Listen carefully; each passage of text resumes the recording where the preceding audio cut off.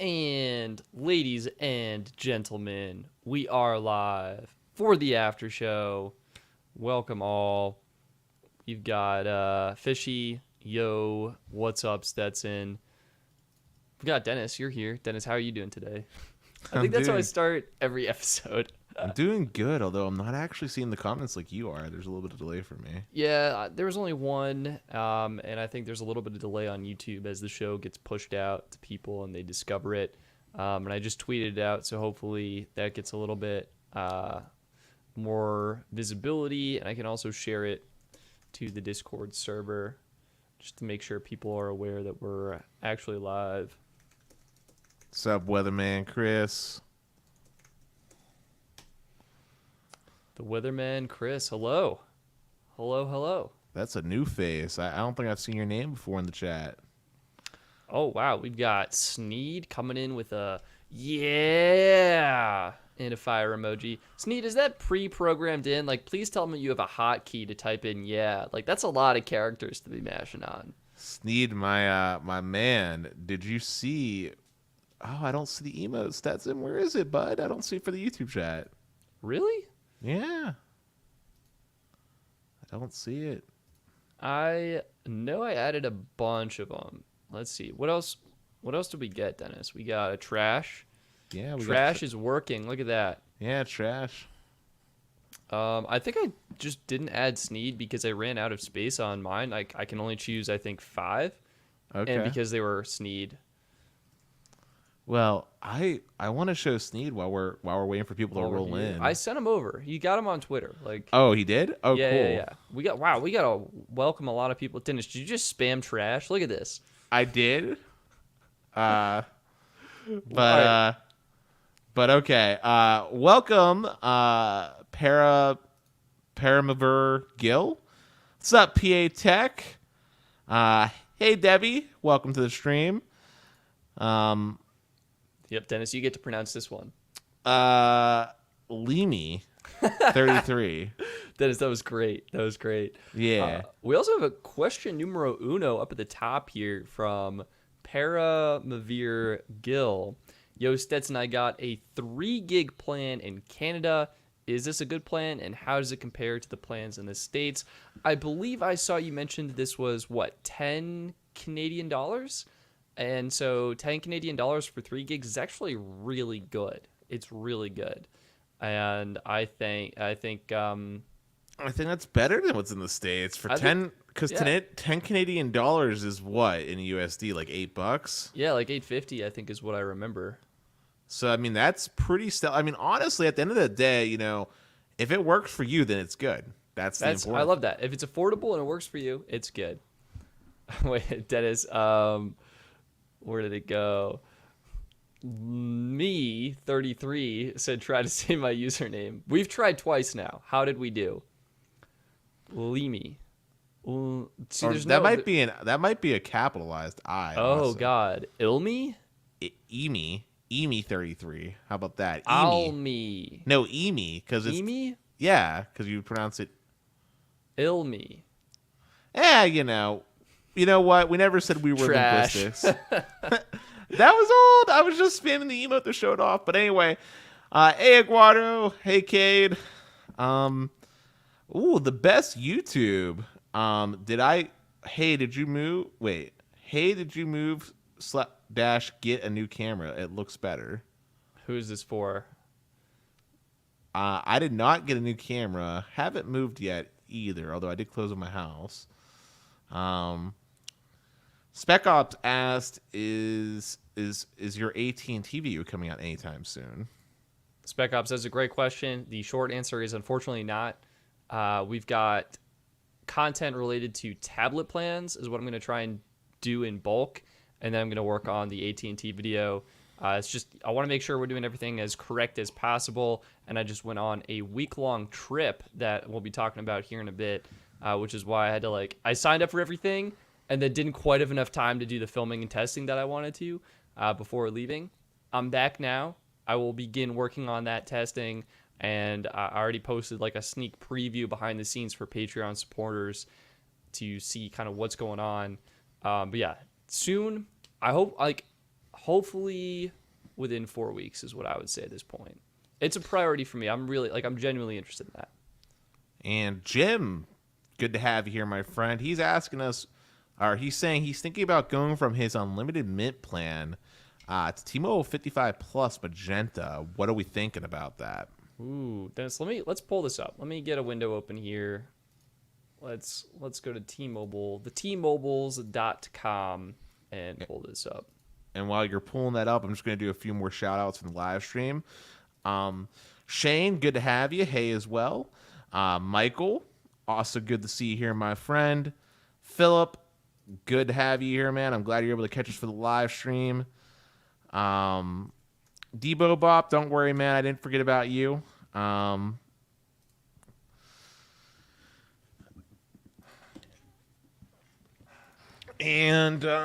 While Stetson's still pulling up that info, I don't have too many thoughts about NRCBRS at the moment.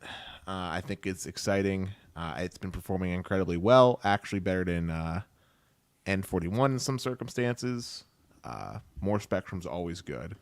All right, cool. So we got this pulled up here. So he's talking about getting Magenta 55 Plus, the previous person that we were talking about, Jim. Yep. So, Jim, I guess my question for you is how many lines do you have on Mint right now, and how many are you looking to get on Magenta 55 Plus? Well, Magenta 55 is limited to 4 lines, I believe. It's limited to 4 lines, but I think the auto pay discount... Oh, I was reading $70 a month, but that's for 2 lines. What is it? Do you know what it is for 1 line? Let's see. Let's see the price breakdown. I was going to tell you 1 line was 50, but Dennis has it on lock. So you're basically, let's assume 1 line, Dennis. You're going from Mint Mobile, $30 a month. Maybe it's $32 with taxes and fees, and you're jumping from that to $50 a month. Worth it. For you, it's worth it. I mean, priority data.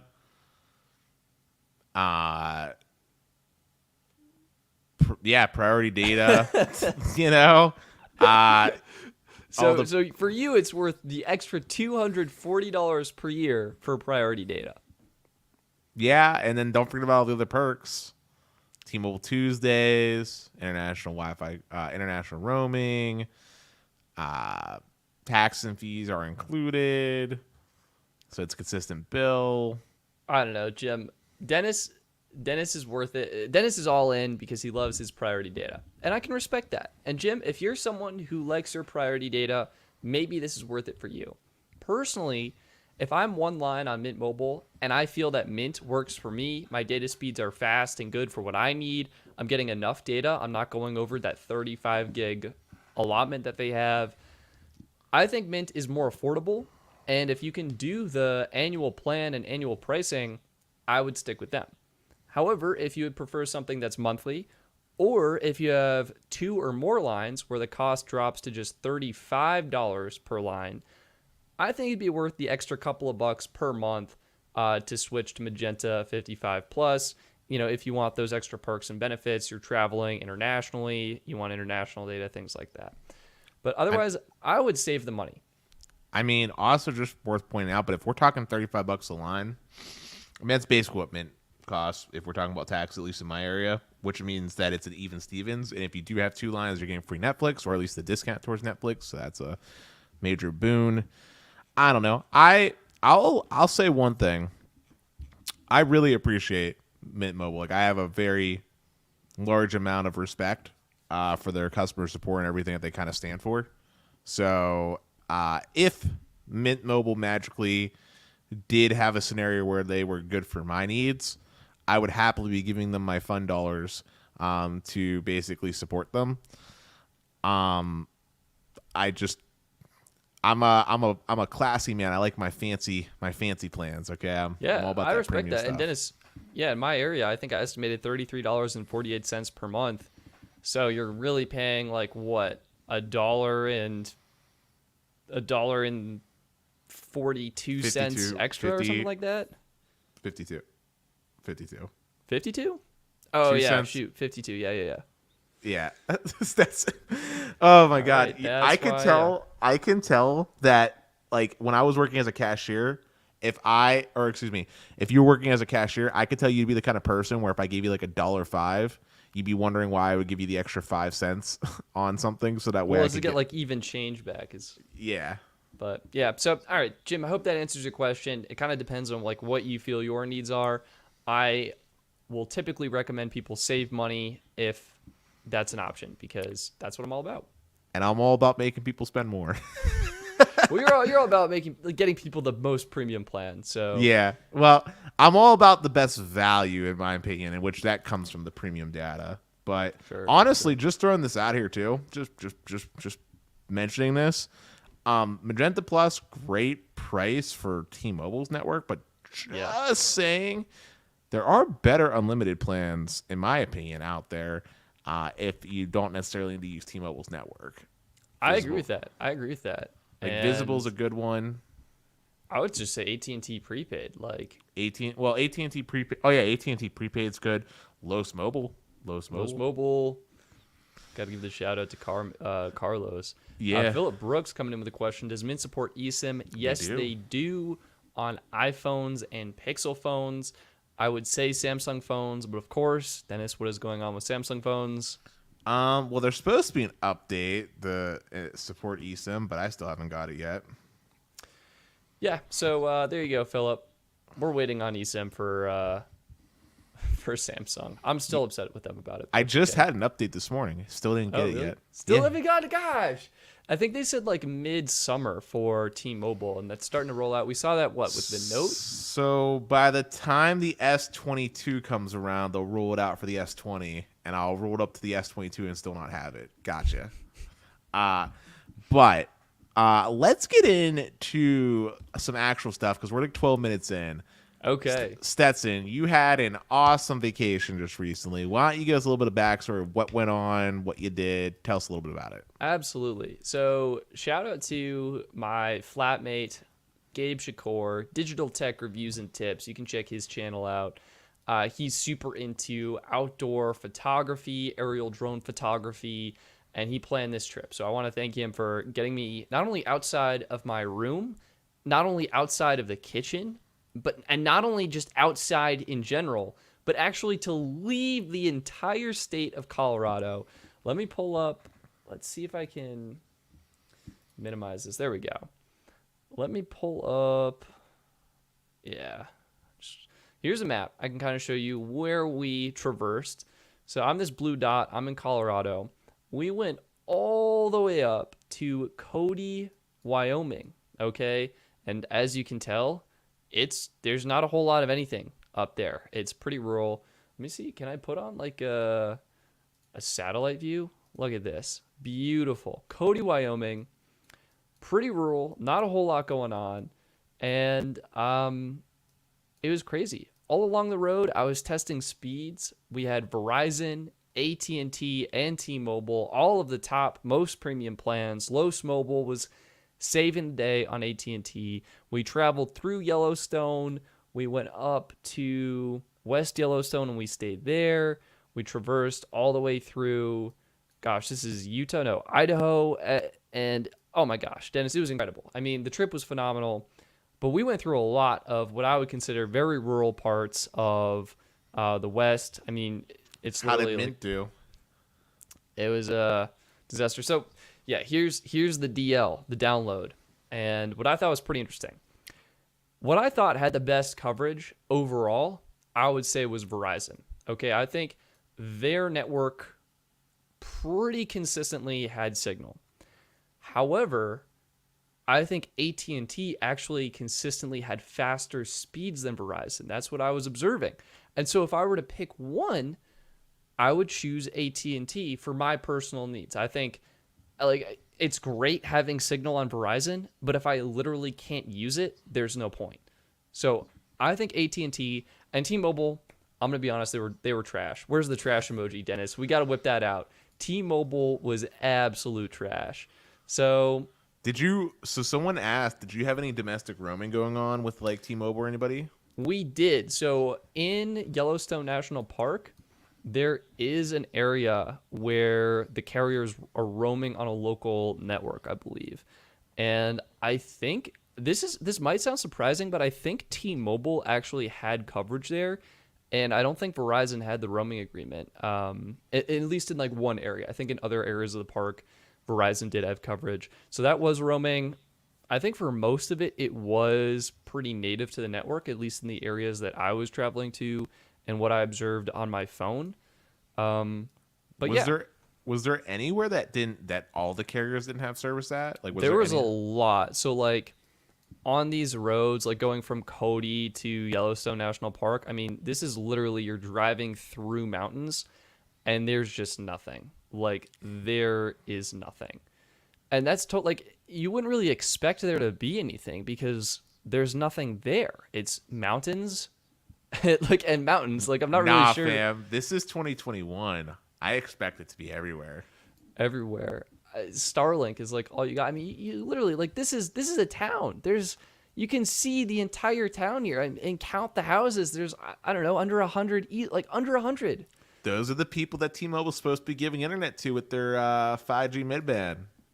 You know, you're right, Dennis, but let me tell you, this ain't it. T-Mobile was not having coverage. I wasn't really testing them that much, but they were just consistently, like I just consistently didn't have them, you know? Dude, so, if you lived in that town, you're straight up relying on a landline. Yeah, I think you're right, Dennis. Dude, when you were traveling through these places, did you see phone booths still in these like really rural towns? Because like that's a thing. We didn't, not that I can recall. It was a lot of kind of like trailers. Not too many. It was really interesting though. Like you could see the towers just like poking up in different locations. And when we were driving, so sometimes on these mountain ranges, there would be coverage along like this segment of the highway. And you could see kind of on certain mountains or certain hilltops, there would be cell towers kind of like beaming the signal to try and cover as much of the road as possible. But yeah, this whole trip got me thinking, like, we passed, honestly, more trucks than cars, I think. And maybe that's an exaggeration because the cars just really do add up. But it was surprising to me how many trucks there were. And I know I've seen a lot of comments in my videos, like, what's the best plan for truckers for getting coverage in rural America? And I think based on this trip, I have an answer. And my strategy here, and I'm curious to hear your strategy too, Dennis, after we get into this. My strategy here would be to do AT&T prepaid on eSIM. Get unlimited AT&T data, 22 gigs of priority network access, and then I would dual SIM it with probably an affordable US mobile plan, or I would opt... Actually, US Mobile is going to be better than Visible because they do get coverage on Verizon 3G. They do have access to the roaming agreements, and I think the ping and performance will be better. Although I would say Visible is a strong second option if you want something that's a little bit more affordable for unlimited data. So I agree with your strat. I just personally would never do it. Mainly because if I'm somewhere where AT&T doesn't have service and T-Mobile doesn't have service, then even if Verizon does have service, it's going to be that situation of it's probably not very usable. Yeah. So for me, it's like I'm happy with what I got. Plus, I don't like Verizon Wireless. I have a bias against them. I've said this before. Like my memory is real good. I hold grudges. I also don't think their premium plans are very good, which is where I would want to be at if I was on Verizon, because I used US Mobile. I love US Mobile. I think they're great. Ahmed's cool. But Verizon throttles hard. Real hard. And I rather have no service than a connection that's so congested that it's literally like dial up. So what would you do? Would you do AT&T and T-Mobile then? Yeah, I mean, if we're talking about combining two, but honestly, if I would probably just pick AT&T and call it a day. Like, okay, I respect that.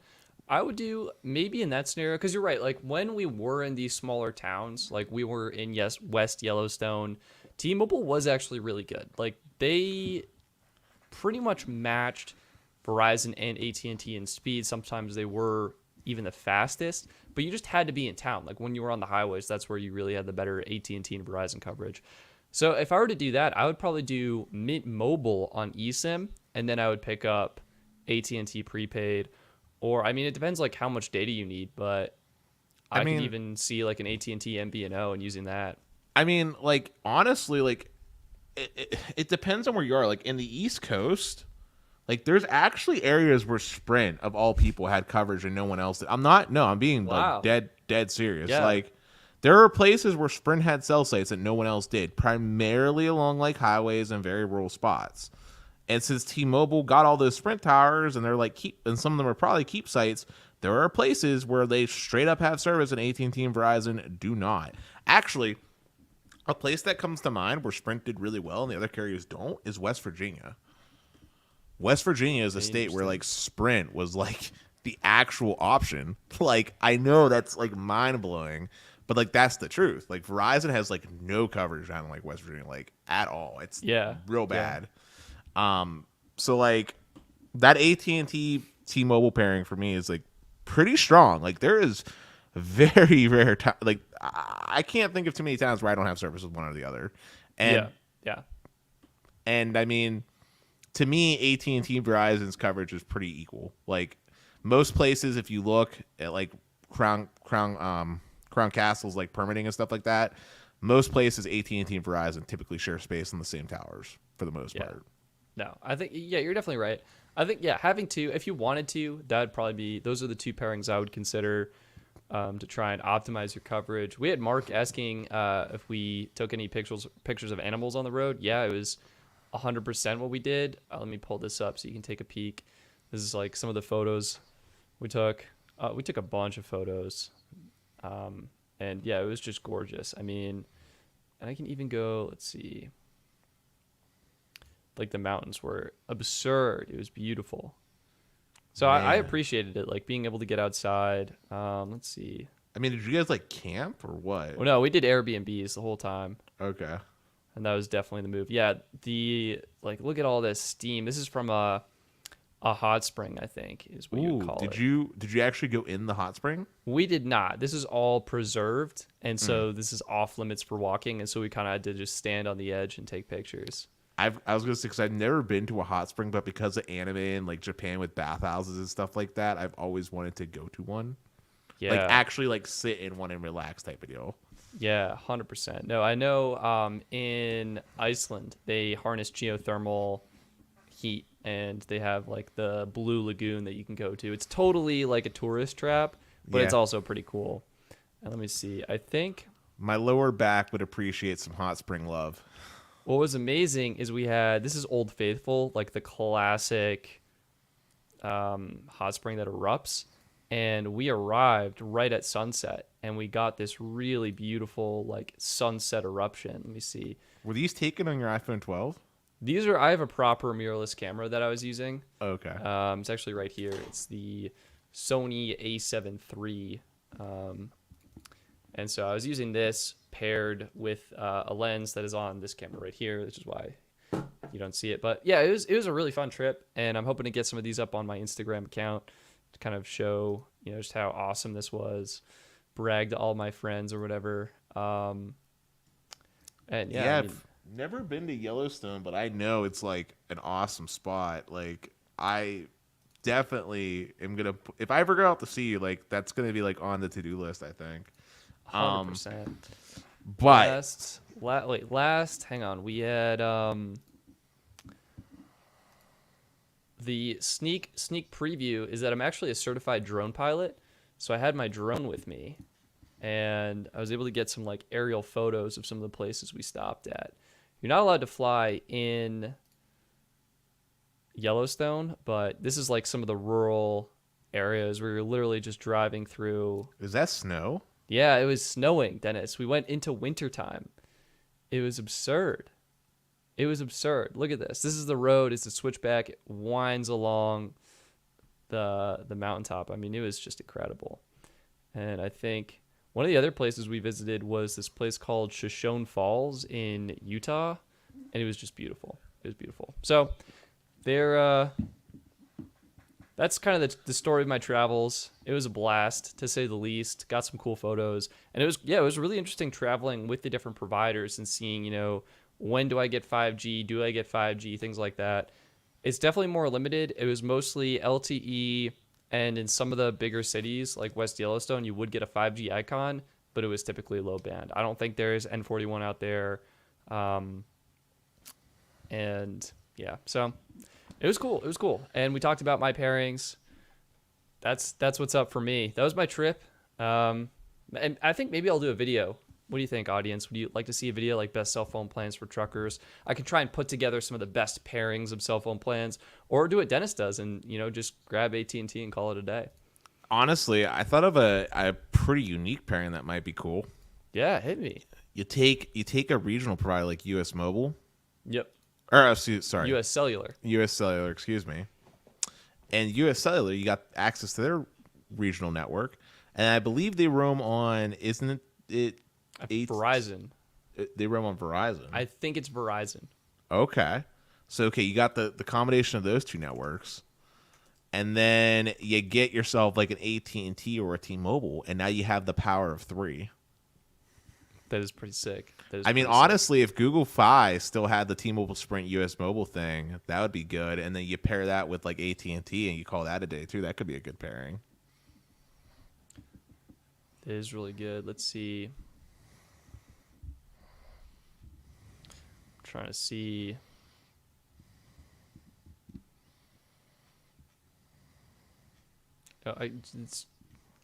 Google isn't quite there with their SEO. So I'm not sure. My guess is Verizon, but yeah, good points. All good. But moving on from this awesome trip that you had, do you want to talk about some of the fun purchases that I've been making for the house? Dennis, guys, we need to like donate money to Dennis because he's going bankrupt. No, I'm teasing. But Dennis is making some seriously awesome life investments. Dennis, what has been going down on the new house? So, for the new house, I will start by saying that I am excited. Last time we talked about an incredible TV that I purchased, which is fantastic. For anybody that doesn't know, I bought a Sony A90J OLED TV, which is using LG second generation OLED panel. And that thing I am super excited about. It is stellar. Got myself a really nice, like I would say like mid to high end receiver for my audio setup. So this is it, Dennis. This is your house, right? Yeah, that's totally it. No, man, I'm teasing. This is insane. But no, Dennis, you got a really good. What happened? There we go. My bad. You got awesome TV. One of the best, if not the best TVs. It is the best. The best TV. Like, just let that sink in. The best TV out in the market right now. You've got a sound system. How many channels are you gonna have for audio? You've got what? One subwoofer. It's a 5.1. It's 5.1. 5.1. Oh, that is like right what you want. Yeah, it's yeah, I mean, literally, what's cool about the A90 series from Sony is they actually color calibrate it for you in factory. Yeah, so it comes like accurate. Yeah, so that's super sick. I just got done ordering a rack mount as well as a ton of networking gear. I bought myself a Ubiquiti Dream Machine Pro. Oh, which was a cool 380. And I bought 2 of their Wi-Fi 6 like light access points. I also purchased a TP-Link 8 gigabit unmanaged 2.5 gigabits switch, as well as a secondary 8-port Netgear managed switch. for all my Ethernet cables. Although I will say there's still some things that need to be done on the back end. I hired some people that were supposed to run the lines and like terminate the cables and everything, and they have not done their job. Yeah. So what happened? You hired these people to run, what was it, Cat 6E Cat cables? 6A. Cat 6A cables, and the cables are there, but like not terminated, not plugged in. Right. So they're missing the RJ45 like connectors on the end. Now they did come back on Wednesday to do some of them. They didn't do all of them though, which is interesting. And the ones that they did do, they did a really sloppy job. They did not. So it's okay. It's okay. Talk it out. Talk it out. Maybe I was gonna grab a cable. If you give me 2, I'll be right back. Let me just grab a cable for the sake of example. 1 sec. All right. Dennis is departing to get a cable for the sake of example here. I have found an image online that I will add to the stream now so we can all take a look. This is a Monoprice Cat 6A cable. This is basically internet being wired everywhere to provide Dennis with the incredible speeds he's getting with Verizon Fios. Dennis, you're getting symmetrical gigabit speeds, right? Indeed. And also, I did grab a cable. This is a Cat 5 cable, but it's good for the intents of this example. So I don't know how well you guys can see, but notice how on this cable there's a little like rubber thing, right, for like the base. To like plug it in, and there's typically a clip on it. This is the connector, right? Okay. But there's like a rubber, like plastic, like thing behind it, like for the to make sure that there's not exposed wires. Kind of keeps the cable from like snapping from strain and all that good stuff. Yeah, they didn't put that on. Oh no. Yeah. Also, with Cat 6A, it's kind of important with the connectors. There's actually a little metal piece that you use to ground the cable to prevent things like crosstalk and interference. Yeah, they didn't do that. So, and then for some of the ones that they didn't do, they literally just tore it up. Like, they just tore it up. It's just exposed wires. So, I'm going to go in with my crimp tool and my 200 pack of RJ45 connector pieces and these like little back grommet things here. And I'm just going to do it myself. But it's kind of disappointing because I am going to screen snip so you can see this real quick just to show you how much I paid per Cat 6A cable, because it is... You almost don't want to know. But yeah, so Dennis, I'm looking at an image here that I brought up for the audience. It looks like this metal piece. Is that correct? That's the grounding wire?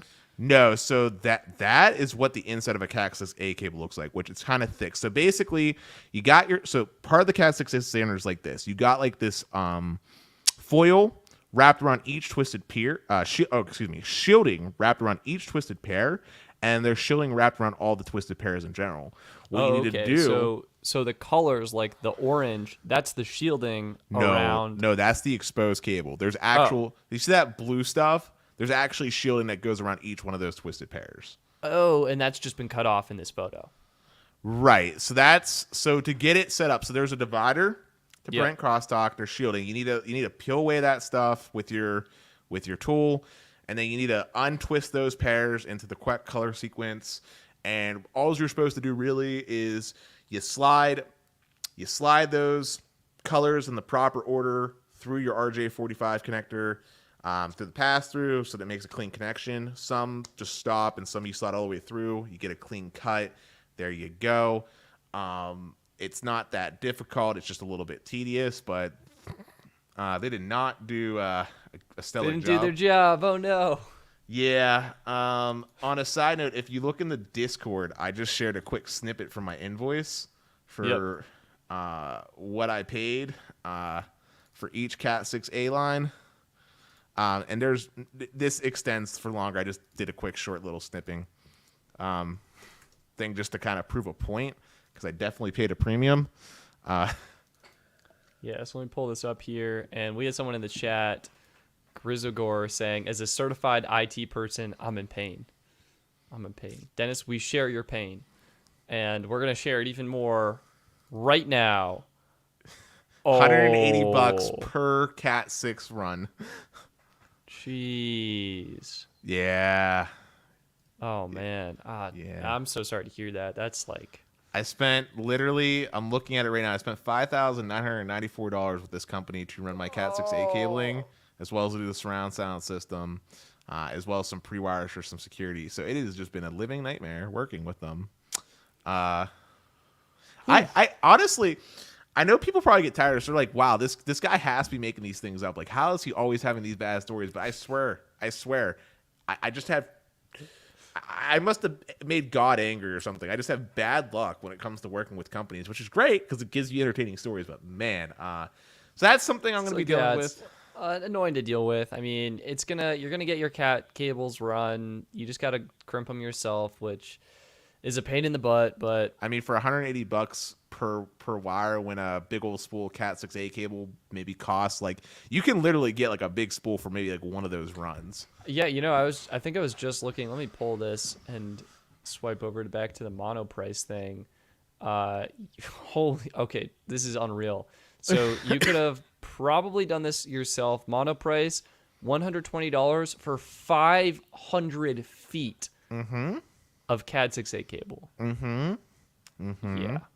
Yeah, so I mean, the whole reason, if anybody's wondering like why Dennis, who sounds so knowledgeable, paid someone to do this, it's because I wanted them to run these cables before the drywall was put up, so that way I didn't have to go literally drilling in my walls, right, in my brand new house. That was the whole point of this Genesis. And the people that I dealt with, they were like, no, you got to use our partner. So I used them. And boy, oh boy, do I have regrets. I'm probably going to have to pull some of these lines anyway because they just did it so bad. I'm either going to have to do a lot of stuff by myself, or I'm just going to hire a professional electrician that can help me wall fish the lines that were ran to replace properly, because they did such a bad job.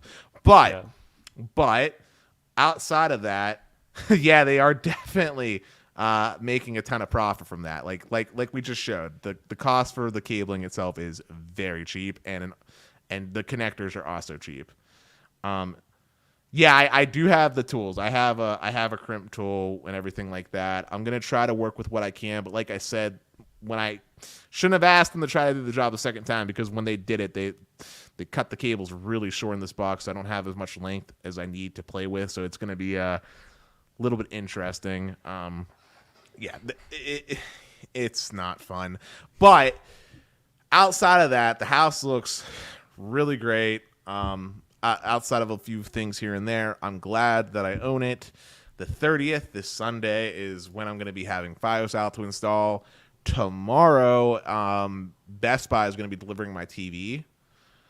They're also going to be giving me a replacement stand, because the stand that I ordered came in terrible from FedEx. But Best Buy, hold up, I got to say one thing. Best Buy, best customer service. They went above and beyond for me, okay? I ordered like a $250 like stand from them. FedEx, I don't know what they did. They must have treated it like a punching bag, because the box is just destroyed, okay? Best Buy, they literally waived like a pro install fee, so they could, because I don't have like a truck to bring this thing back. So they waived the pro install fee. They're going to actually bring out someone tomorrow who's going to bring me a fresh stand from Best Buy, delivered by the Best Buy people, and they're going to take the old one back for me at no charge to me. Wow. So Best Buy, awesome people, which I'm glad they did that, because I've honestly probably spent like almost like 12 to 15K there. Yeah, like with the TV, the washer, the dryer, the fridge. These are big purchases, Dennis, that every homeowner, some are more exciting than others. The TV, I can talk about all day. Like, that is just incredible. Washer, dryer, I'm going to be honest, my enthusiasm dips a little bit for those certain types of appliances.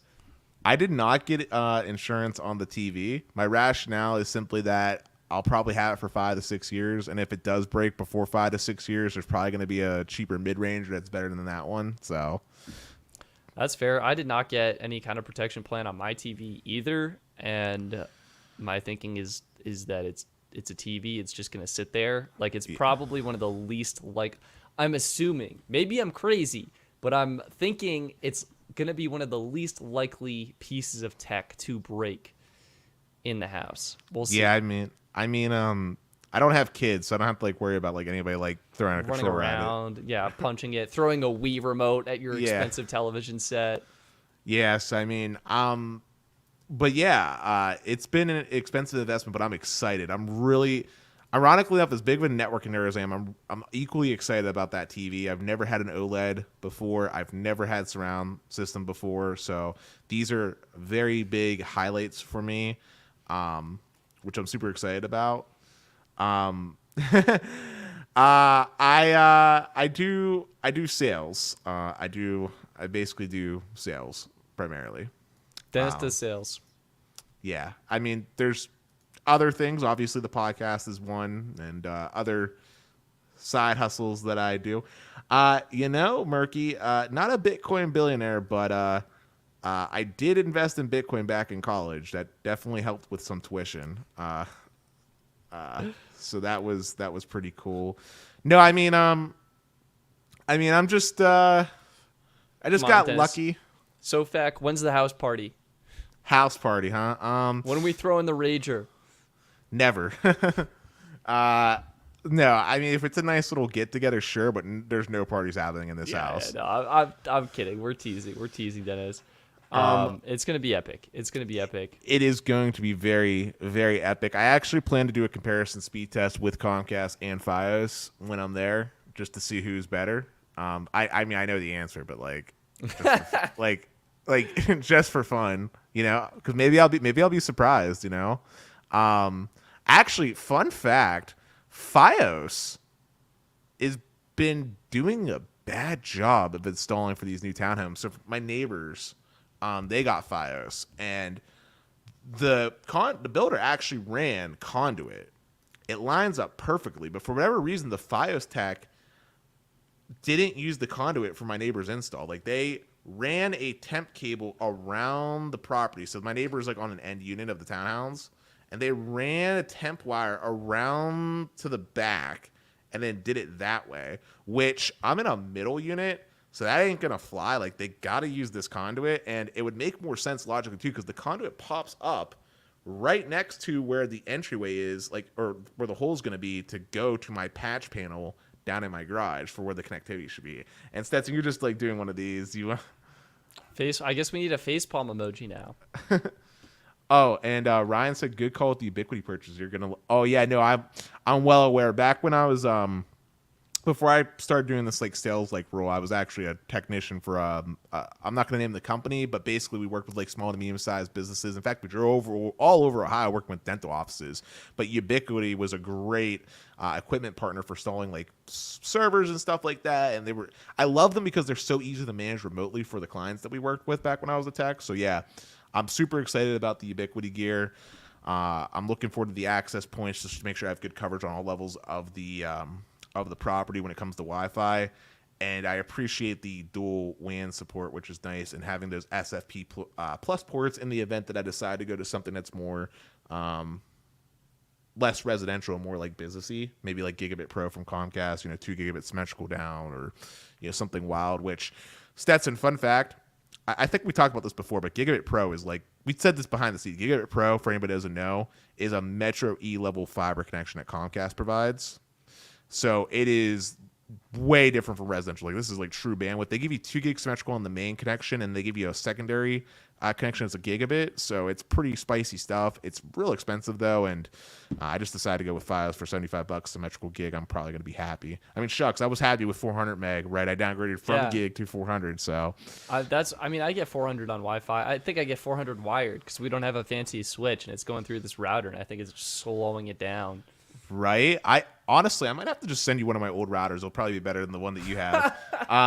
But on a side note, I'm going to address a question that Kate asked. He asked what the best ISP was for gaming, I believe, somewhere. Yeah, that's a good one. Here we go. I was curious, Dennis, what do you think about this? My gut answer is just whatever you have. I don't know. I was going to say there's not really too many choices unless you specifically pick a place that has multiple choices. But as a general rule of thumb, as long as it's not DSL, as long as it's not DSL, you're going to be great. Comcast, I never had a problem with gaming. Like latency, that's totally distance dependent, right? Like it depends on where the servers like are. you just want to move to like Texas or something, right? I think that's where the servers are. I mean, no, there's a lot on the East Coast. Like when I Okay. was, yeah, I mean, fiber is the gold standard, right? Like fiber is the gold standard, but there are areas where FiOS hasn't properly maintained things, for example, in which case Comcast might be your better option. So like, you know, it depends on how they're maintaining it. It depends on the peering agreements, you know. A lot of times, like I'll just use a quick example. I told you about Armstrong. They were a smaller ISP, right? Because they were smaller, they didn't have really good peering agreements, like say for like the Blizzard.net servers. So you would go over the public internet and you'd have to take more hops, and so your latency would be higher. Meanwhile, in the next town over, you have Comcast, where the ping would be significantly lower because Comcast works out those massive peering agreements where you basically have a direct connection to said server. So that's something to consider too. Honestly, though, you shouldn't overthink it. As long as you're getting consistent latency, which you're going to have with a cable connection, and especially like a fiber connection, you're hunky-dory. Anything wireless for gaming is just no bueno. Even if it's millimeter wave, you can't beat a hardwired connection. So Well said. Well said. But yeah, I mean, House Talk got some cool stuff. Kate heard Xfinity's the number one for gaming, but not sure, to be fair. It just depends. Like in my area, I would say my municipal fiber is the best option because it's. I was literally laughing symmetrical. because of the ads. Comcast runs a lot of ads on Reddit that I see all the time, and look, like I said, anything that's hardwired is pretty good. I don't believe Xfinity is the best for gaming. What are you really going to notice in your game? You know, it depends on what you're playing, and I mean, if your ping to your ISP is less than if your ping to your ISP is less than the double digit numbers, like 10 milliseconds less, you've reached the point of like it's excellent. Like we've seen my speed tests, I range somewhere between 6 and 9 millisecond ping, right? yeah.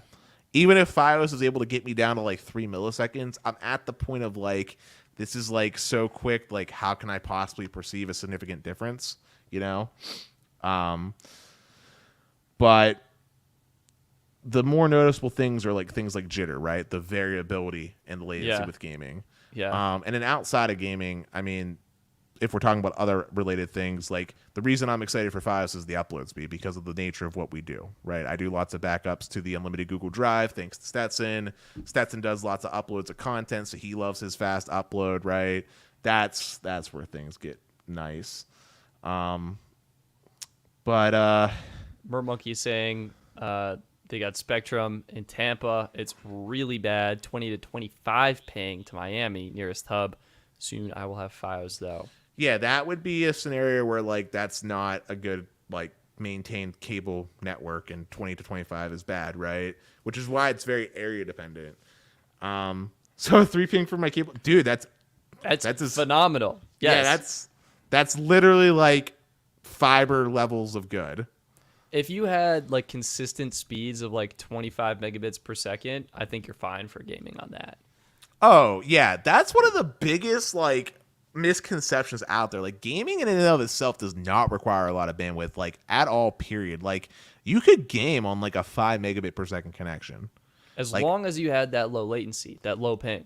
Right. Like as long as you got a consistent latency, a 5 megabit per second connection down and like maybe like 1 megabit per second upload, you're great. I mean, I do this, but like obviously more bandwidth is always nice, but like that's all you need though. It's really for downloading games and downloading the texture files where you want fast internet. Well, my other thought process was typically you're going to have other devices on your network. So, you know, if grandma wants to stream her Netflix, that could get a little interesting, which is why you want the extra bandwidth there, but makes me happy. Yeah. Pro tip, if you're a gamer and you're a console gamer, which it doesn't sound like too many people are, but if you do happen to be, plug that sucker in, give it a hardwire connection, and that's going to help out with your performance and experience. And Kay, just to address your point, just to clarify here, like you said you talked to Comcast, they have that mentality because they're a monopoly. Like they don't have competition, so they know that no one beats. Like it's real easy to be like no one beats you when there's no other option, right? Like we're the best. Well, you're the only one. That's irrelevant. We're the best. Yeah. Yeah, I mean, like, legit. I mean, I said this before in my apartment. Comcast is the only option, and that's the case for a lot of apartment complexes. Like, in this area, like, Comcast, like, strikes deals up with the people, right? Like, that's why when I moved a house, I made a very intentional buying decision to pick a place that had at least 2, if not more, choices. And I was specifically looking for one that had symmetrical fiber. Yep, that was. I'm with you, Dennis. Like when I learned Longmont had that, I was like, yes, we need to get a place that has that. That was number one priority for us, and it's been awesome. I will just say, by the way, if there was no option for like a second provider to offer symmetrical fiber, then my other game plan, which was also something I did in my purchasing decision, was look for places where Comcast has a fiber node nearby. So if I wanted to get Gigabit Pro for $300, I could, which that is an option on my table. I've realized that I don't need it. Like, there's no world. As much as I love it, I just don't feel like spending over $3,000 a year on internet is quite there. If I won the lottery, if I became a millionaire like overnight, I would get Gigabit Pro. Reason why is because it would be really cool to have a static IP address. First off, and on that connection, I would love to host like a dedicated game server for a bunch of old games. Like that would be something really cool. And then maybe we could get together and play like old stuff that you probably don't even know about because you're not with it. But yeah, I'm out of it. But yeah, I want to move on from this topic a little bit and talk about some cool things that we're going to be doing for the show on the topic of purchases. Yeah. Los Mobile is static IP. Final thing to sneak in there. Ooh, that is surprising because most ISPs don't allow that for residential consumers. So that is really cool. Well, that makes sense. Los is reselling business plans, so yeah, there is access to an amazing business tier. Yeah. So if you guys don't know, I come up with really crazy ideas to Stetson. I'm kind of like the Joker of the crowd. He's great at that. And one of the cheeky ideas that I had in my madness of purchasing things is I've come to the conclusion I'm going to buy us green screens, me and Stetson.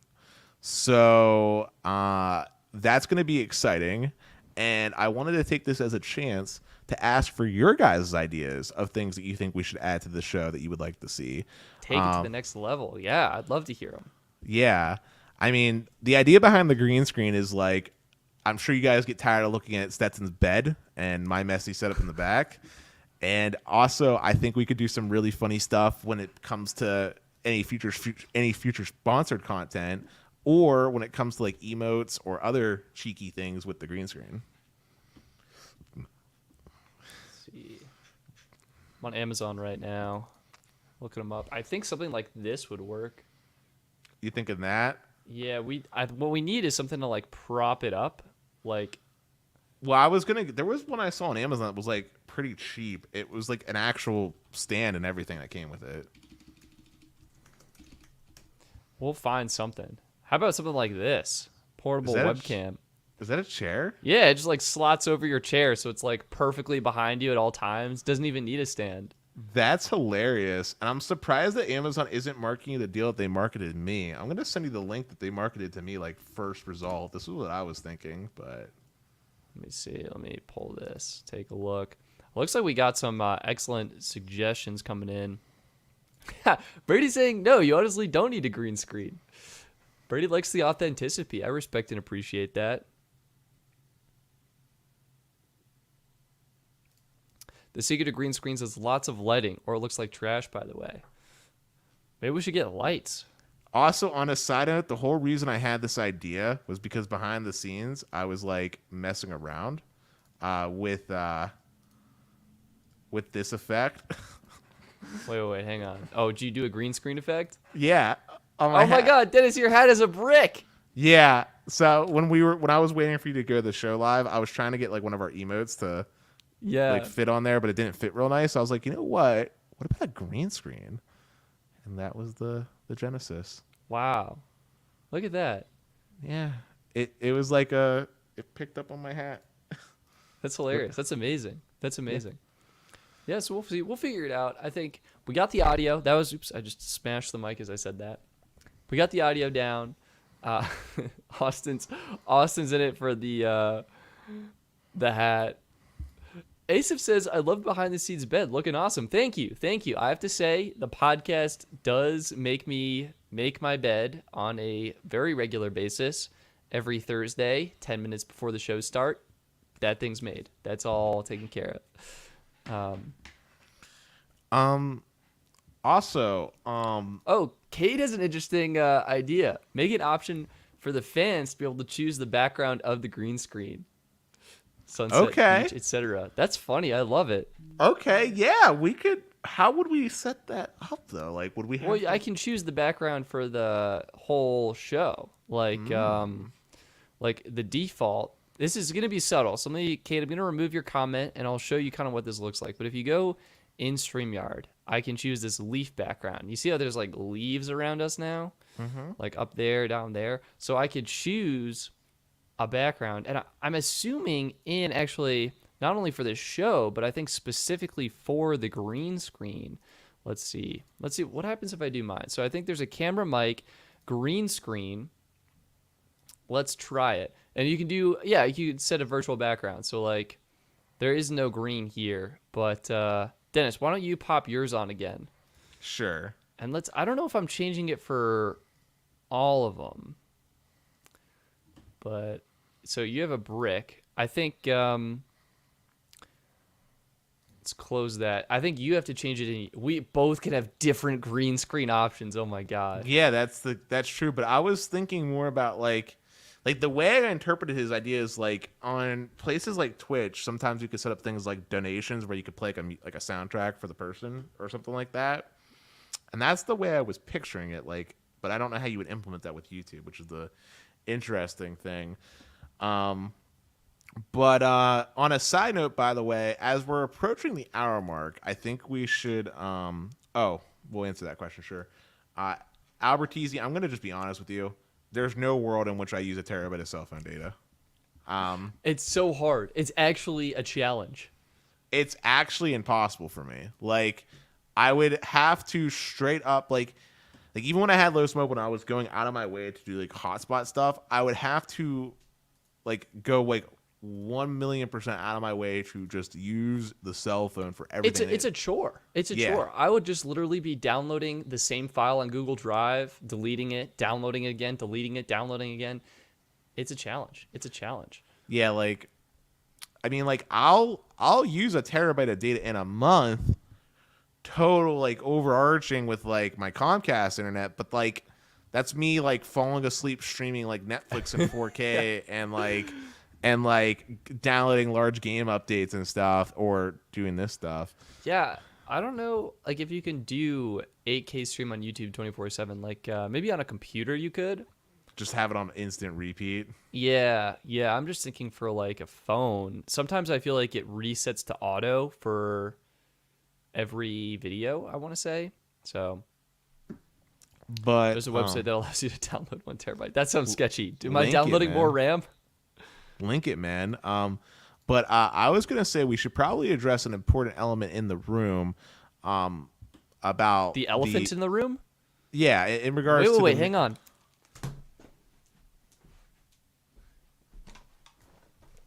Dennis, I can't believe you spotted this. I've had this elephant back there for months, and no one's noticed. And now you're bringing up the elephant in the room? I can't believe it. I absolutely can't believe it. But what do you want to talk about? So, I mean, with everything that's been going on, with how busy I'm going to be being over the next at least week and some change, we were doing a mini series, which I know lots of people were enjoying. We were ranking the worst plans, and we had that season finale coming up. I just wanted to kind of give a PSA to everybody that's kind of made it out here so far. This Saturday we're going to be not doing the season finale to the worst plans that we've been ranking. It was so bad we just couldn't do it. Yeah, basically that's a joke, but basically I'm going to be really preoccupied, dealing with Best Buy installing my fridge on Saturday and other things coming up, and so on and so forth. So we're probably gonna have to delay it probably till next weekend, the following Saturday at the soonest, or do something a little bit different for that season finale. I just want to give you guys a PSA, kind of like heads up while we were doing this, because I'd love to keep you all in the loop.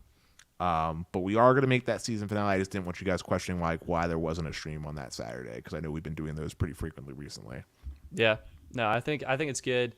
Dennis needs a break to get, I don't know, moved into his epic new house, and I'll be working on video content. So I think it's going to be it's not like things won't be happening behind the scenes. It's just we don't have time to sneak that live stream in and make it the best possible that we usually do. So we appreciate your understanding with that, and there will be obviously more streams to come on weekends, and the Thursday podcast will still be going on. So, Thursday podcast uninterrupted. We were just talking about that little bit of bonus content as well. And I think we're doing the Patreon exclusive live stream tomorrow. Yeah, we're gonna do that tomorrow. Get that knocked out the way. So if you're not already, make sure you become a member of the Patreon, because Patreon members get an exclusive live stream with us where they get to interact one-on-one and get to ask the most in-depth questions. It is very, very chill. It's where we talk about the most personal, I don't want to say personal, but we get into some pretty cool stuff. And it's also where we do really big reveals for major game plan changes. So absolutely. Yeah. You just cut your audio, Stetson. Or did I cut my audio? And that is what we talk about. So be sure you stick around for that. Was that intentional? Yeah, that was intentional. Oh, okay. Shane, if you're able to join, we'd love to have you. And thank you, Brady, for the super chat. My elephant in the room pun. I've had this waiting for that moment for a long time, and maybe there will be more. So keep your eyes out. So, Should we wrap this? Yeah, I'm feeling pretty good. I want to give a moment for anybody to ask any last minute questions as we kind of wind this stream down. You can hit us with anything. If you want to hit us with a lightning round, please do. Let's get those questions in. If not, I see everybody's clicking down. I think this is a good place to do it. Well, guys, we're going to call it a stream. Thank you everyone for coming out. It is always so fun to talk to y'all. Thank you for everybody that super chatted. Thanks to anybody that newly subscribed. Please, if you have not done so already, do become a member of the Patreon for tomorrow's Patreon live stream exclusive. You get to interact with me and Stetson. And yeah, just thank you everyone. I'm sorry, I got distracted by some last minute comments. Yeah, I think there's a pretty decent delay, I think. We're okay. ready to wrap up, and then we see the comments. Okay, we'll answer two more quick questions. Okay, we'll do two more. Albertese, house tour. Undecided on how comfortable I feel about that, but I will always keep it in the back of my mind. We might get a room tour, of the very least, the stream setup room. Room tour, more likely. House tour, less likely. And then photo of TV setup. That's what I want to see. Yeah. And then Spec Ops, how long do you think Los Mobile Unlimited Premium Hotspot will last? I think Carlos shared he was signing agreements with AT&T, so I think it's legitimate. They launched a website, losmobile.com, I think it is, and I think they're in beta still, right? It's an AT&T beta kind of thing. I mean, it's going to depend on AT&T and what AT&T decides. But from what I can understand, Carlos has got this on lockdown. He's got an insider that's really letting them do some really cool stuff. I would definitely reach out to Carlos directly, honestly. Yeah. Ask him about that if you have concerns. And I'm hoping to do a review. It's just, time. Other things are going on, and we want to get some content out. I mean, I told Carlos in text, and I say it live. I definitely approve. I'm not. And I told Carlos this too. I'm not keeping the service because I'm happy with my AT&T Elite plan. It just makes sense for me just to keep rocking on my parents. But 100%. It is a fantastic offering for those out there, and it's definitely better priced than AT&T directly, unless you have some insane employer discounts or something, But yeah, I feel good about that. I didn't leave anybody hanging. Everybody, if you haven't done so, make sure you leave a like before you leave. Enjoy the rest of your night. And for the Patreon members, we will see you tomorrow. See you tomorrow. Thank you all for watching. Take care. Peace.